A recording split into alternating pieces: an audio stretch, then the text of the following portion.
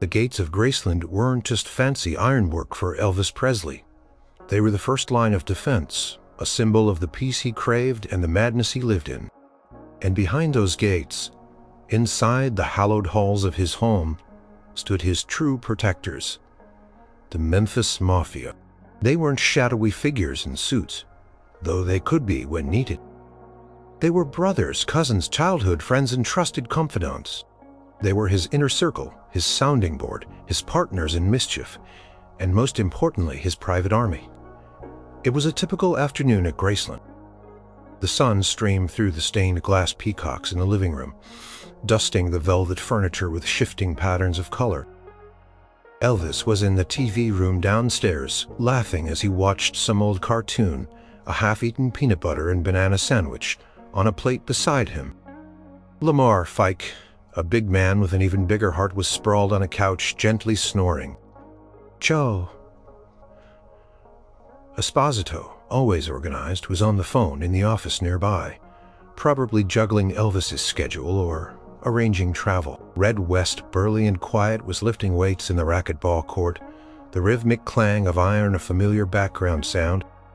His cousin, Sonny West, was somewhere outside, maybe checking the perimeter or just enjoying the Memphis air. Jerry Schilling, one of the newer but equally devoted members, was chatting with the cook in the kitchen, a smell of freshly brewed coffee drifting through the house.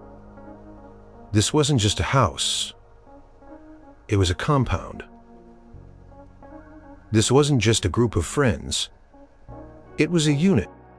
Elvis hummed along to the cartoon theme song, his feet tapping. Suddenly he heard a faint thud from upstairs. His head snapped up. Lamar stirred, grumbling. Joe paused his call, his voice hushed. It was an unspoken signal, a finely tuned awareness that hummed beneath the surface of their everyday lives. They didn't need words, they were always on alert. Elvis's smile faded slightly. What was that? He mumbled, though he wasn't talking to anyone in particular. He just voiced a collective thought. Joe was off the phone in an instant, his face serious. Sounded like it came from the master suite. Elvis. Red was already jogging up the stairs from the racquetball court, his heavy footsteps surprisingly light. Sonny appeared at the kitchen door, having seemingly materialized out of thin air. Jerry was right behind him, a dishcloth still in his hand. They moved with a silent efficiency, a practiced dance. Within seconds they were at the top of the stairs, fanning out. Red led the way, his hand resting on the small of his back, where a holstered weapon would be if they were outside Graceland's walls. Joe was right behind him, scanning the hallway. Sonny and Jerry covered the rear, their eyes darting to every shadow. Lamar, now fully awake and surprisingly nimble for his size, brought up the rear, ready to block any escape route. Elvis watched them, a small, proud smile returning to his face. He knew he didn't need to go. They had it. This was their job. This was their unspoken pact.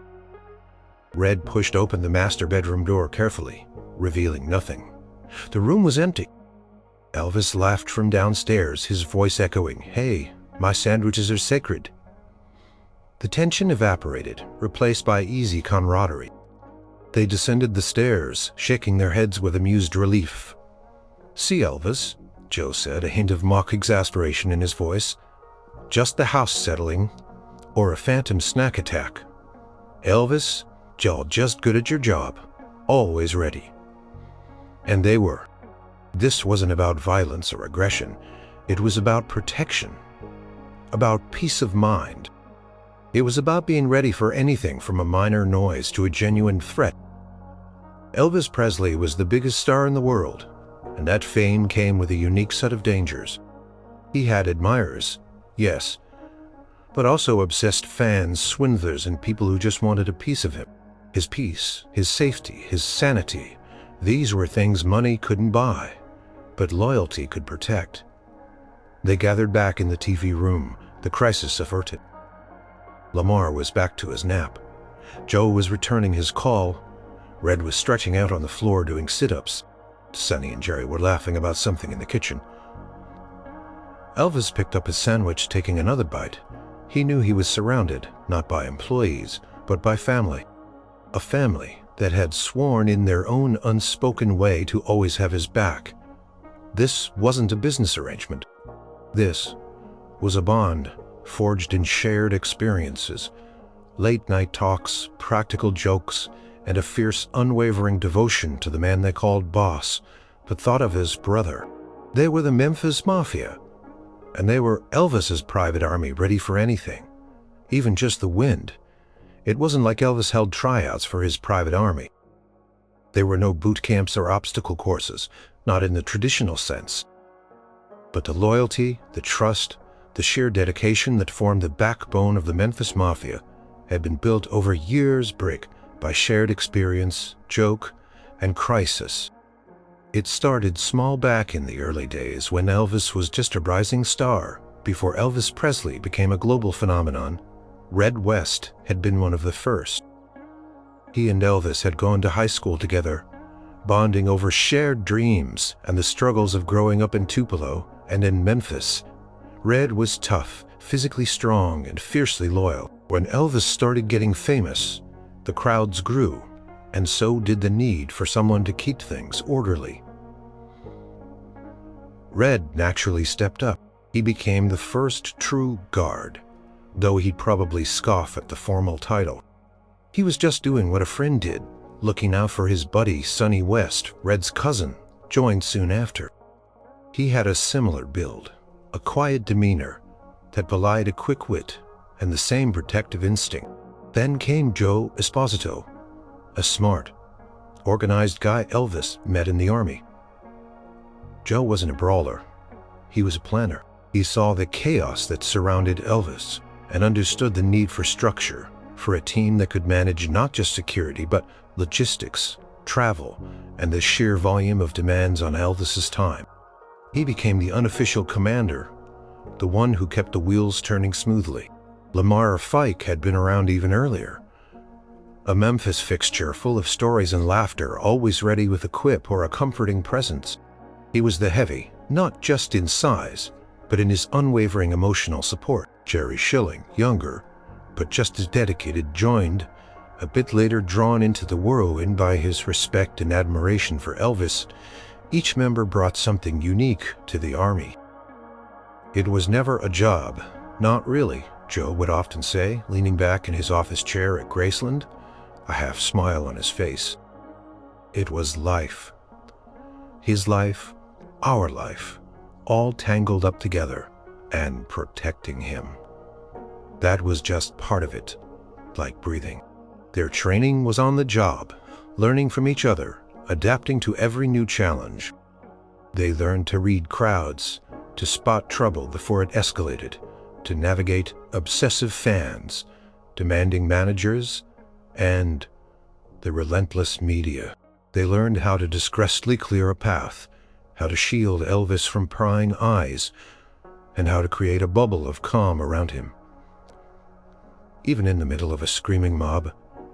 One time early on, Elvis was doing a show in a small town. The crowd was wild, surging against the stage barricades. It was hotter than blazes, and the energy was electric. Red was stationed at one side of the stage, Sonny at the other, trying to hold back the tide of fans. Joe was back to coordinating things. Suddenly, a fan bolder than the rest managed to slip past a rope and made a dash for Elvis, a look of wild adoration and a hint of something unhinged in her eyes. Red saw her first. He moved with the speed of a man, half his size, intercepting her smoothly, guiding her away before she could even touch Elvis. He didn't use force, just calm, firm redirection. Elvis, in the middle of a song, barely missed a beat. He'd learned to trust his guys completely. He saw the fan being ushered away and gave Red a quick, almost imperceptible nod of thanks. Later, backstage after the show, Elvis clapped Red on the shoulder. "Good job out there, Red. You got eyes in the back of your head, I swear." Red just shrugged, a small smile playing on his lips. "Just doing my job, eh? You gotta be safe." "Safe? Yeah. Elvis mused, looking out at the fading light from the stage door. "More than safe, Red. You guys, you make it possible. You make me feel like I can just be me out there." It was moments like these that solidified the bond. It wasn't about the paychecks, though those were good. It was about the shared purpose, the understanding that they were all in this together. They were a shield, a buffer, a fortress around the king. They learned to anticipate Elvis's moods, his needs, his quirky habits. They learned to handle his impulsiveness, whether it was a sudden urge to buy a dozen cars or fly to a new city on a whim. They were his travel agents, his chauffeurs, his confidants, his punching bags, literally sometimes when Elvis needed to blow off steam with a friendly sparring match in the racquetball court, and his unwavering support system. They had their share of disagreements, arguments, and frustrations, just like any family. But when it came to Elvis, when it came to his safety and well-being, they were a single, unbreakable unit. They were more than friends. They were brothers, forged in the fire of fame, a loyal cadre surrounding their beloved leader. They were Elvis's private army, and their oath was unspoken but absolute. Always protect the king. Constant hum of activity around Graceland was part of the Memphis soundtrack. Tour buses crawled by, slowing to a respectful pace. Cars filled with curious onlookers cruised past, cameras flashing. But sometimes the line between admiration and invasion blurred, and that's when the private army went into action. One sunny afternoon, a small group of fans had gathered near the famous musical gate, clutching albums and signs. This was normal. What wasn't normal was the car that pulled up behind them, a beat-up sedan with tinted windows, driven by a man with a shifty look in his eyes. He didn't seem like a fan. He seemed opportunistic. Inside Graceland, the daily rhythm was usually one of relaxed vigilance. Joe Esposito was in the office, reviewing security camera feeds. Red West was outside, ostensibly tending to a flower bed near the back fence, but his eyes were constantly sweeping the perimeter. Sonny West was playing a game of pool with Elvis in the basement jungle room, the crack of billiard balls echoing through the house. Jerry Schilling was organizing Elvis's movie collection, humming along to a record on the stereo. "Hold on a minute," Joe murmured into his walkie-talkie, his eyes fixed on the screen. "Got a suspicious fee trying to get the fans to distract us while he does something." Red's voice crackled back instantly. "On it, Joe. I'll head to the front. Sonny, Jerry," Joe called out a little louder. "Need you guys up here, front gate situation." Elvis, hearing Joe's tone shift, stopped his pool game. "What's going on, Joe?" he asked, walking towards the basement stairs. "Just a little something at the gate, Elvis. Nothing for you to worry about," Joe replied calmly, already moving. He knew Elvis worried, and part of their job was to shield him from those worries. The army mobilized. Red, already en route, reached the front gate first. He leaned casually against a gatepost, observing the man in the car who was now trying to coax the fans into posing for photos near the entrance, subtly trying to get them to block the view of the actual gates. Sonny appeared silently beside Red, his hands tucked into his pockets, but his posture alert. Jerry arrived moments later, standing a respectful distance back, but ready if needed. This wasn't about a show of force. It was about presence, about quiet authority. The man in the car, seeing three large, unsmiling men suddenly appear, shifted uneasily. He started talking louder to the fans, trying to feign innocence, but his eyes kept darting to the gate. He reached into his jacket, and Red's hand instinctively went to his side. It wasn't a weapon the man pulled out, but a professional-looking camera with a massive telephoto lens. He tried to point it over the gate, aiming for a shot of the house, perhaps hoping to catch a glimpse of Elvis inside. He wasn't a fan. He was a paparazzo, looking for an exclusive, highly paid shot of Elvis in his private domain. "Sir," Red said, his voice deep and calm, "you need to move your vehicle. This is private property. No unauthorized photography of the house." The paparazzi sneered. "It's a public street. I can take pictures of anything I want." "You're disrupting the peace and harassing the fans," Sonny added, stepping slightly forward. His tone was firm, leaving no room for argument. "And you're trying to photograph private property where a family lives? That's not legal, and it's certainly not respectful." The fans, realizing they were being used as a distraction, started to grumble and step away from the car, looking uncomfortable. They respected Elvis. They weren't part of this man's scheme. "We have security, footage of your actions." Joe's voice boomed through a discreetly placed speaker near the gate. A clear warning. "And we have your license plate number. We can call the police or you can leave now, your choice." The paparazzo hesitated, his bravado deflating under their combined calm pressure. He looked from Red's unyielding gaze to Sonny's steely eyes, then to the silent, watchful Jerry. He knew he was outnumbered, outmaneuvered, in being watched by cameras. With a frustrated grunt, he slammed his car into reverse and sped away, tires squealing. The fans, relieved, applauded. Red gave them a polite nod. "Thank you for your understanding, folks. Elvis appreciates your respect." As the fans dispersed, still chatting excitedly about the brief drama, Red, Sonny, and Jerry shared a brief, knowing glance. Another day, another small victory. Back inside, Elvis was already in the kitchen, pouring 3 glasses of iced tea. "Everything okay out there?" he asked, his eyes filled with concern. "All clear," Red said, taking a glass. "Just a nuisance. Handled it." "He was trying to get a picture of the house," Sonny added, sipping his tea. "But he got the message." Elvis nodded slowly, a grateful look on his face. "Always something, isn't there?" He shook his head.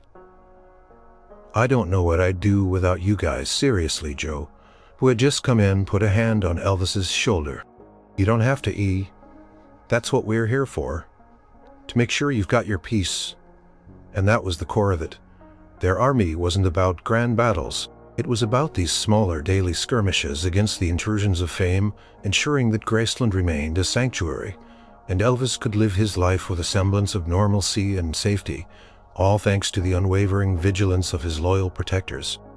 Graceland might have been their fortress, but Elvis Presley's life extended far beyond its walls.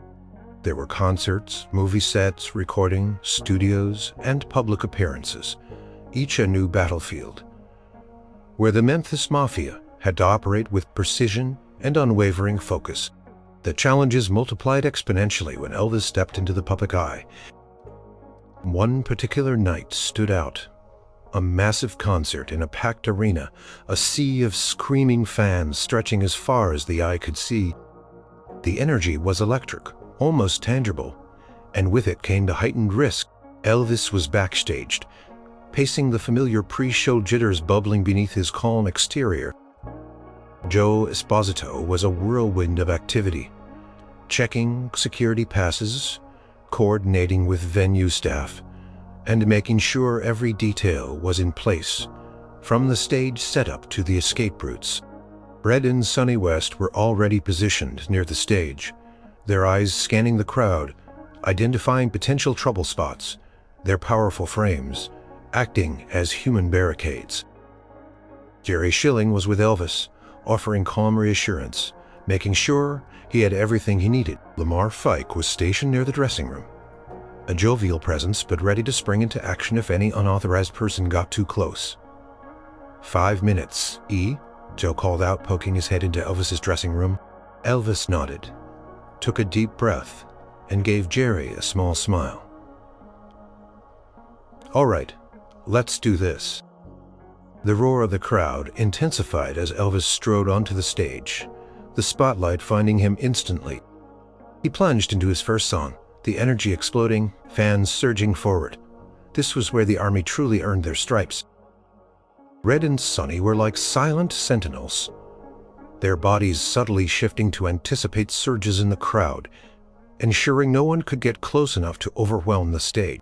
They had an almost telepathic understanding of each other, moving in sync, creating a protective bubble around Elvis, even as he spun and gyrated, completely lost in his performance. Midway through the concert, during a quieter moment in a ballad, a small commotion erupted near the front. A group of particularly enthusiastic fans, fueled by excitement, started pushing against the barrier, threatening to knock it down. Red saw it. He subtly gestured to a couple of the venue's security guards, directing them with a quick nod. At the same time, Sonny moved closer to that section, his mere presence often enough to diffuse tension. Elvis, the showman, noticed the distraction. He instinctively shifted his position on stage, moving slightly away from the agitated section, giving Red and Sonny more room to work. It was an unspoken communication, a dance they had perfected over hundreds of shows. Just as the pushing intensified, a woman near the front started to hyperventilate, caught in the crush. It was clear she needed help. Red, with a surprising gentleness for a man of his size, managed to reach her, calmly pulling her out of the crush and signaling for medical staff. Sonny, meanwhile, had diffused the rest of the pushing with a few firm words and a steadying hand on the barricade. From backstage, Joe was on his radio. "Clear that section. Make sure she's okay." "Good job, Red." Sonny hold the line. Elvis finished the ballad, the applause thunderous. He scanned the crowd, a small flicker of concern in his eyes, but then he saw Red giving him a subtle thumbs up, all clear. He smiled and launched into his next upbeat number, full of renewed vigor. After the show, as Elvis was being whisked through a labyrinth of corridors to his waiting car, the chaos of fans and paparazzi was still intense. Joe, always thinking ahead, had planned a decoy exit, sending a couple of his guys to draw attention away from Elvis's actual path. Red and Sonny formed a tight wedge around Elvis, their bodies shielding him from the crush, their arms outstretched to create space. Jerry walked just ahead, clearing a path, his voice calm but firm. "Please step back, folks. Give him some room." Lamar was at the rear, a solid presence, preventing anyone from closing in behind them. Flashes exploded. Screams echoed. Hands reached out, desperate for a touch. Gay. But the army moved with practiced efficiency, a human wall, protecting their most precious cargo. Elvis kept his head down, offering a quick wave, but trusting his men to get him through. Finally, they reached the car, Joe holding the door open. Elvis slipped inside, followed by Jerry, while Red, Sonny, and Lamar took their positions in the backup vehicles. As the motorcade pulled away, the crowd slowly dispersed, leaving behind a wake of lingering excitement. Back at the hotel, safely ensconced in his suite, Elvis finally relaxed. He looked at the tired but satisfied faces of his men. "You guys," he said, shaking his head slightly, a genuine warmth in his voice. "Every single time you make it look easy, but I know it's not. That crowd tonight, they were wild." Joe smiled, wiping a bead of sweat from his brow. "Just another day at the office. That's what we're here for." "We live for this," Elvis Red added, his voice gruff but sincere. "To keep you safe, to let you do what you do." Elvis looked at each of them, his eyes full of gratitude. They weren't just bodyguards. They were his efflafete, his protectors, allowing him to shine under the spotlight, while they stood in the shadows, unwavering, ensuring his peace and safety every step of the way, beyond the gates of Graceland. It demanded constant feeding, offered fleeting highs, and left behind a trail of exhaustion and doubt. Sometimes the physical threats were less daunting than the emotional ones. Elvis, for all his charisma and power, was deeply sensitive. He felt the weight of expectations, the sting of criticism, and the loneliness that often accompanied superstardom. In those moments, his private army became his emotional anchor, a shield against the invisible pressures that could crush even the strongest spirit. It was a quiet night at Graceland. Rain lashed against the windows. A melancholy rhythm. Elvis was in his bedroom, lights dim, a stack of records untouched beside his turntable. He wasn't asleep. He was simply existing, staring at the ceiling. A particularly harsh review of his latest movie had been published that day, tearing apart his performance, questioning his talent, even mocking his choices. It had hit him hard. Downstairs, Joe Esposito was working late, catching up on paperwork. Red and Sonny were playing cards in the den, their usual boisterous banter, muted by the somber mood that seemed to cling to the house whenever Elvis was down. Jerry Schilling was reading in the living room, but his ears were tuned to any sound from upstairs. Lamar Fike was in the kitchen making coffee, a comforting aroma filling the air. Joe noticed the silence from upstairs. It wasn't the usual quiet of sleep. It was the quiet of worry. He walked over to Red and Sonny. "He's been too quiet tonight," Joe murmured. That review really got to him. Red sighed. "Bunch of snakes, they don't know the first thing about him." "No, they don't," Sonny agreed, laying down his cards, "but their words still bite." Jerry closed his book. "Should one of us go up?" Joe nodded. "Maybe we all just hang around. Let him know he's not alone." He brewed a fresh pot of coffee and Lamar poured 4 mugs, adding a splash of cream. One by one they gathered in the living room, not sitting formally but just being there. Joe eventually walked to the foot of the stairs, pausing. He didn't want to intrude, but he wanted Elvis to know they were present. He saw a sliver of light under Elvis's bedroom door. After a few minutes, Elvis's door creaked open. His voice was low, almost a whisper. "Come on down." Red rumbled gently. Lamar just made some fresh coffee, or maybe some hot chocolate. Elvis hesitated for a moment, then slowly descended the stairs. He saw them all there, scattered around the living room, looking up at him with concern, not judgment. He saw the loyalty in their eyes, the unspoken message. "We're here for you." He walked into the room, and Lamar immediately handed him a steaming mug of coffee. "Long night, huh, boss?" Lamar's voice was always warm, full of empathy. Elvis took a sip, the warmth seeping into him. He sat down on the couch, not saying anything for a moment, just absorbing their presence. "They just don't get it here," Jerry said, breaking the silence. "They don't see the work, the passion. They just see the money, the fame. They forget you're a human being. Or maybe they just don't care," Elvis muttered, looking into his coffee cup. "We care," Sonny said quietly, his voice firm. "We see it. We know what you pour into every song, every movie. And that's what matters." Red, usually a man of few words, surprised them all. "You listen to them critics. You listen to the fans. You'll know what's true when you listen to us. Your family, you'll know you're loved, no matter what." Elvis looked up, meeting Red's gaze. A faint, almost imperceptible tremor went through him. He took another long sip of coffee. The quiet words, the unwavering support, it was more potent than any physical defense. It was what truly kept him grounded. "Yeah," Elvis finally said, a ghost of a smile touching his lips. "Yeah, I guess you're right. Thanks, fellas. Thanks for just being here." They talked for a while longer, not about the review, but about lighter things. Old times, funny stories from the road, plans for the next day.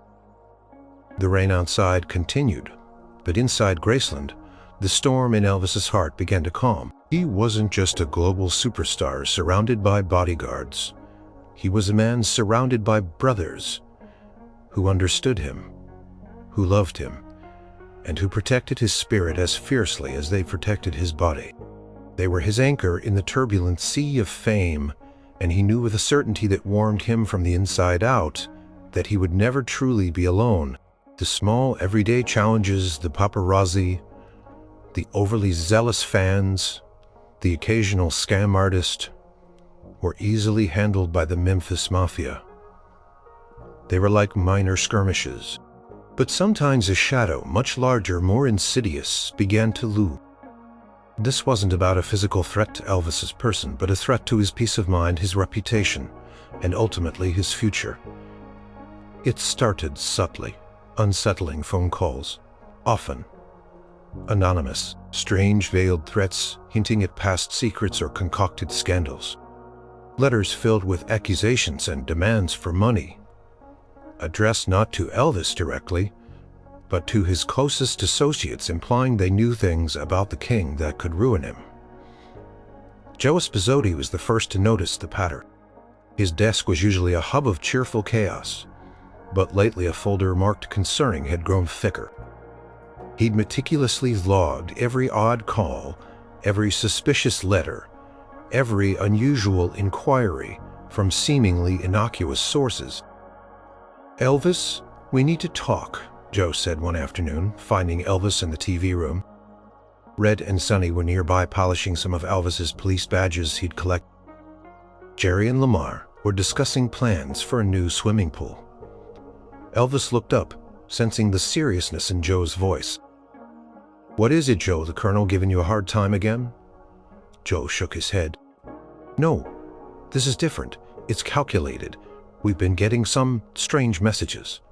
Threats, really. Not direct, but they're building." He pulled out the folder and laid it on the coffee table. Elvis picked up one of the letters, his brow furrowing as he read the barely coherent accusations. "What in the world is this nonsense?" he asked, his voice laced with confusion. Then a touch of anger. "Someone's trying to stir up trouble, Joe explained. "They're fishing for something or trying to extort money. They're targeting us too, trying to isolate you." Red and Sonny stopped what they were doing, their attention fully on the conversation.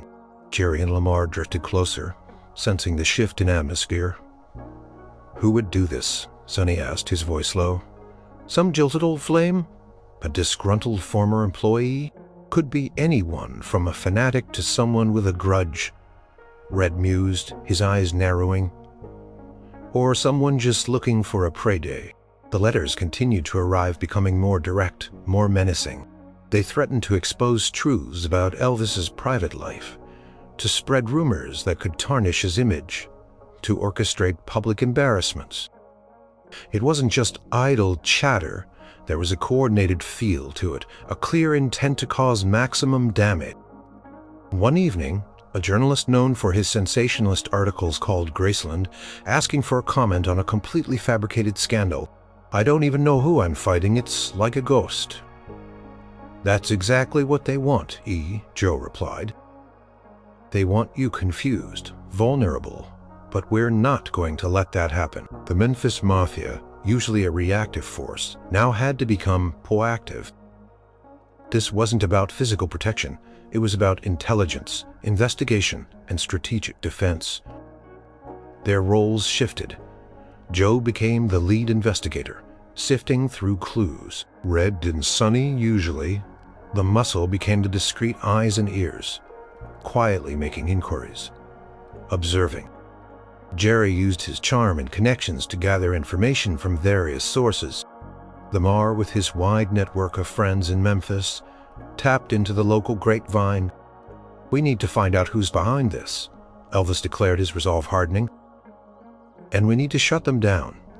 Not with fists, but with smarts. We show them they can't mess with me or my family." The challenge was unprecedented. This enemy wasn't visible, didn't pose a direct physical threat. The psychological warfare they waged was just as damaging, maybe more so. It gnawed at Elvis's peace, distracting him from his music, his movies, his life. The Army knew this was their most important mission, yet they weren't just protecting Elvis Presley, the star. They were protecting Elvis the man. And they would use every resource, every ounce of loyalty, every bit of their collective intelligence to uncover the shadow and bring it into the light. The air in the Graceland office was thick with purpose.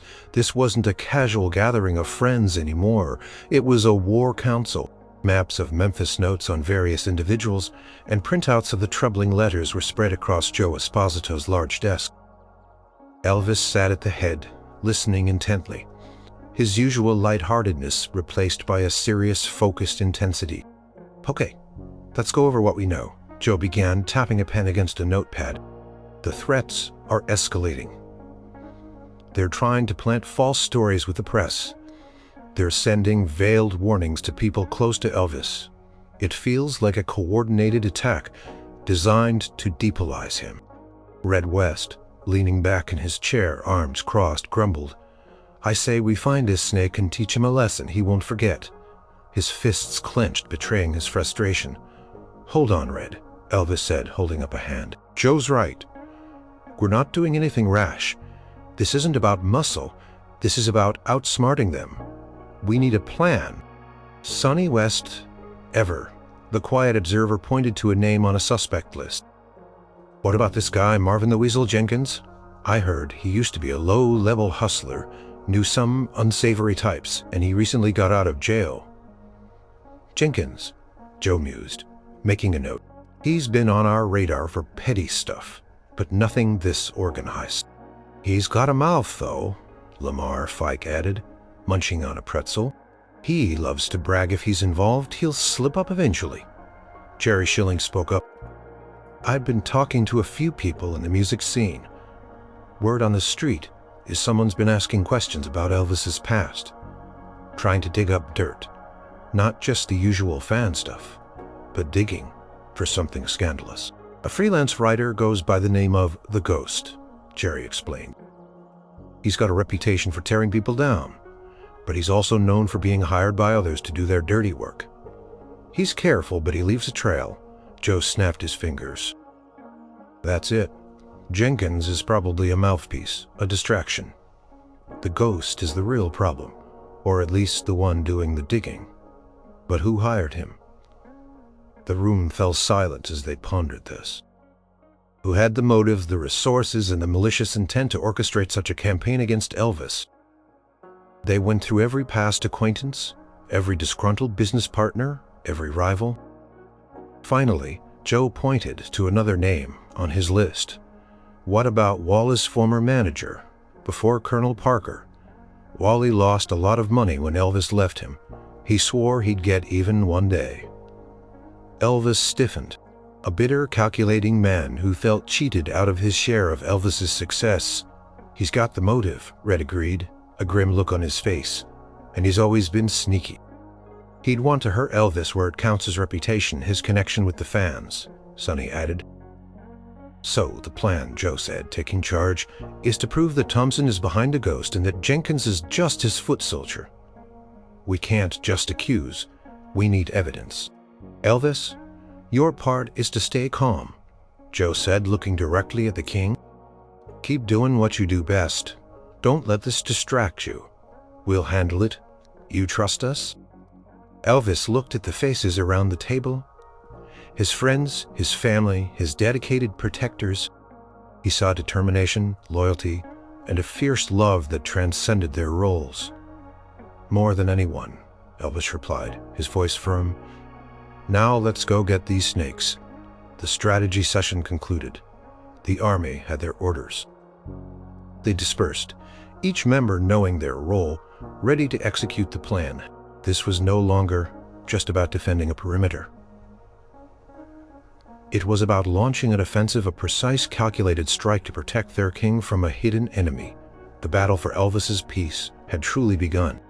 The Memphis Mafia moved like a well-oiled machine, each member batting performing their assigned tasks, their actions precise and unhurried. There was no room for error or emotion. This was about gathering facts, connecting dots, and exposing the truth. Red and Sonny, West masters of discreet observation, became shadows. They didn't stalk Wally Thompson or Marvin Jenkins directly, but they were always in the right place at the right time. They happened to be at the same coffee shop, the same restaurant, the same social club. They noticed Thompson making hushed phone calls from payphones, his eyes darting around. They saw Jenkins meeting with shady characters in back alleys. Their reports back to Joe were detailed and unwavering. Thompson just made a call from a payphone downtown, Red reported one evening. Spoke for a long time, whispering, looked real agitated. Jenkins met with a guy in a trench coat, passed him an envelope, Sonny added. Too far to see what was in it, but it looked thick. Meanwhile, Jerry Schilling worked his magic in the media circles. He didn't ask direct questions. Instead, he dropped subtle hints, inquired about the Ghost's recent work, and mentioned that Elvis was aware of unscrupulous individuals trying to spread false stories.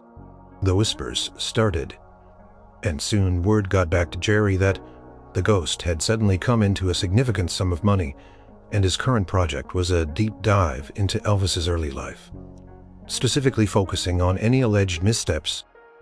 The source of the money was murky, but the timing was suspicious. Joe, Esposito back at Graceland, was glued to his computer screen. Working with the tech expert he'd hired, they traced the anonymous calls. Many of them originated from public phones, but one or two were made from a specific, untraceable burner phone that occasionally pinged in the same general area as Wally Thompson's residence. The letters, mailed from different cities, all contained peculiar phrases, a sort of coded language that Thompson had been known to use in his old business correspondence. It was circumstantial, but it was building. Lamar Fike, in his element, used his wide network of Memphis contacts. He let it be known through careful whispers and seemingly innocent conversations that Elvis's boys are on to someone big, someone trying to hurt the king. They know who it is, and they're gathering proof. The aim was to rattle their target, to make them nervous, perhaps even make them desperate enough to make a mistake. The strategy paid off. One afternoon, Red and Sonny, casually positioned outside a restaurant Thompson frequented, saw him meet with the ghost himself. It wasn't a public meeting. They went into a private back room. But Red, always thinking, had seen a small service entrance around the back of the building.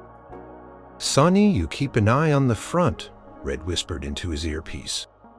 "I'm going to see if I can get a better angle from the back." Red slipped around. Finding the service door slightly ajar, he cautiously peeked in, seeing the private room. Through a small gap in the door, he could hear muffled voices. He couldn't make out every word, but he heard Thompson's distinctive, sneering voice, and the ghost confirming a payment and discussing the next phase of the smear campaign. He even heard Thompson mention Jenkins by name, confirming his involvement. Red quickly pulled out a small, discreet digital recorder he always carried for just-in-case moments. He held it close to the crack in the door, capturing enough of the conversation to prove Thompson's involvement. It wasn't perfect, but it was enough to incriminate. Back at Graceland, Joe meticulously pieced together all the evidence. Red's recording, Sonny's observations, Jerry's intel from the media, the phone trace data, and the common phrases. It all pointed to Wally Thompson using the ghost as his hatchet man, and Jenkins as his unwitting, or perhaps willing, pawn. Elvis, who had been anxiously waiting, watched as Joe presented the compiled evidence. He listened to the muffled recording, heard Thompson's voice cold and bitter. A wave of anger washed over him, quickly followed by a profound sense of vindication. "So it was Wally all along," Elvis said, his voice quiet but firm. "I knew he was resentful, but to go this far—" He shook his head, a look of profound disappointment on his face. "He underestimated you." Red said, his voice gruff. "He underestimated us. He didn't know he was messing with a whole army." Joe nodded. "Now we have the proof. We can take this to the authorities, or we can use it to force him to back down. Either way, this campaign against you ends now." The tension in the room, which had been building for weeks, finally began to dissipate. The army had done its job. They hadn't used violence, but their intelligence, their dedication, and their unwavering loyalty. They uncovered the hidden threat. The execution of the plan had been a success.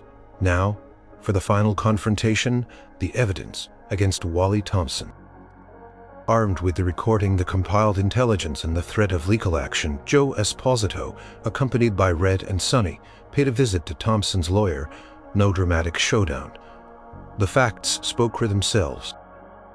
Thompson, faced with the irrefutable proof of his malicious campaign and the very real possibility of criminal charges in a massive civil lawsuit from Elvis, quickly backed down. He agreed to cease all actions, sever ties with the ghost, and sign an affidavit admitting to his involvement. He would receive no money, no fame, and his attempts to tarnish Elvis's reputation would be stopped dead in their tracks. It was a quiet, decisive victory. Back at Graceland, the news brought a wave of relief and triumph. Elvis, who had spent weeks with the cloud hanging over him, felt the weight lift from his shoulders. He gathered his army in the living room, the late afternoon sun streaming through the windows, casting a golden glow on their faces. "Well, boys," Elvis said, a wide, genuine smile spreading across his face, "we did it. You did it. Joe handed him a copy of the signed affidavit. Elvis glanced at it, then tossed it onto the coffee table. It wasn't about the document. It was about the peace it represented. "Joe, your brain, your organization," Elvis began, looking at Esposito. "You put all the pieces together. You were the general." Joe just smiled. "Just doing my job. Eat." "Red Sonny," Elvis turned to the two cousins. "Your instincts, your quiet strength. You got the proof we needed. You were the eyes and ears, the fire pen." Red gave a rare, full smile. "Glad we could help, E. Anyone tries to mess with you, they gotta go through us." "And Lamar," Elvis continued, turning to the big man who was already reaching for a box of donuts, "your connections, your way of getting the word out." Lamar chuckled. "A donut disappearing. Just let 'em know who they were dealing with, boss." Jerry Elvis looked at Schilling. "Your calm, your ability to get people to talk, you got us the lead on the ghost. You were the scout." Jerry nodded, feeling a quiet pride. Elvis looked at each of them, his eyes brimming with emotion. "Teamwork, yes, but it's more than that. It's loyalty. It's family. You guys, you protect me from things I don't even know how to fight. This wasn't about just keeping me safe physically. It was about protecting my spirit, my name, and you did it. You always do." He stood up, walking around to each man, shaking their hands, then pulling them into a tight, heartfelt embrace. "I love you guys, you know that, right? You're not just my friends, you're my brothers, my army." The men, usually stoic, felt a lump in their throats. They returned his hugs, their loyalty reaffirmed. They hadn't joined Elvis for the money or the fame or the glamour. They joined him because they believed in him, because they loved him, and because they were drawn to the magnetic force of his personality.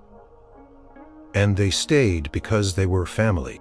Later that evening, after a celebratory dinner filled with laughter and reminiscing, Elvis was in the jungle room, listening to records, a contented look on his face.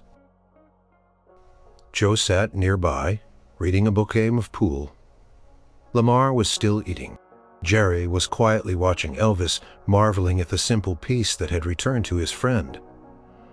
The victory wasn't celebrated with parades or awards. It was celebrated with the quiet hum of Graceland, the easy camaraderie of brothers, and the renewed sense of security that permeated the king's home. The shadow had receded. The king was safe, his name cleared, his peace restored. And it was all thanks to his private army, the Memphis Mafia, who had once again proven that their bond was truly unbreakable. Years passed. King continued to reign, his music touching millions, his movies captivating audiences. The challenges evolved, as did the Memphis Mafia's role. They were still his protectors, but they were also his constant companions through the changing tides of his life, his marriage, the birth of his daughter Lisa Marie, his Las Vegas comeback, the emotional ups and downs that came with such an extraordinary life. Their army never disbanded. It simply matured, deepened, and became an even more integral part of Elvis Presley's world. Red and Sonny West remained steadfast, their watchful eyes never truly resting. Joe Esposito continued to be the organized anchor, managing the complex logistics of Elvis's empire. Jerry Schilling grew into an indispensable confidant, offering quiet wisdom. Lamar, Fike remained the larger-than-life presence, always ready with a laugh or a comforting word. They faced new threats, both big and small, but they faced them together. The occasional obsessive fan, the persistent rumors, the demands of the colonel, the relentless pressure of the industry. The Memphis Mafia stood as a united front, always ready to shield Elvis, to advise him. The heartwarming aspect of their story wasn't just in the big rescues or the clever strategies. It was in the everyday moments. It was in the late-night talks in the Graceland kitchen, fueled by coffee and dreams. It was in the road trips, the practical jokes, the shared meals, the comforting silence when words weren't needed. It was in the simple fact that no matter how high Elvis's star rose, He always had his boys, his family around him. They saw him at his best, bathed in the roar of adoring crowds. They saw him at his most vulnerable, wrestling with inner demons in the quiet solitude of Graceland, and through it all their loyalty never wavered. They understood the unique burden of being Elvis Presley, and they embraced their role in carrying some of that weight for him. "You know," Elva Joe once said years after the Thompson incident, sitting by the pool at Graceland, "we started out as just friends. Then we became your security. But somewhere along the way, we just became family." Elvis, floating on a lounge chair in the cool water, nodded slowly, a peaceful smile on his face. "Always were, Joe, even when you didn't know it. You guys are the only constant in all this crazy my rock." Red, standing by the edge of the pool, watching for any stray glint of a camera lens from beyond the fence, simply grunted in agreement, a rare smile on his face. Sonny dipped his feet in the water, a thoughtful expression on his face. Lamar floated nearby, humming off-key. Jerry laughed at a private joke. They were no longer a private army in the traditional sense, but they were a force of nature driven by love and commitment. Their uniform was loyalty, their weapon was unity, and their mission was the well-being of the man they called King, but cherished as brother. Their story, the story of the Memphis Mafia, wasn't just about the glamour and the protection. It was about the deep, enduring bond between a superstar and the men who became his chosen family. It was about shared lives, unwavering support, and a bond forged in the unique crucible of fame that proved truly unbreakable. And even after Elvis was gone, their memories, their stories, and their shared love for the King lived on, a testament to the heartwarming power of a friendship that became an army, and an army that became an eternal family.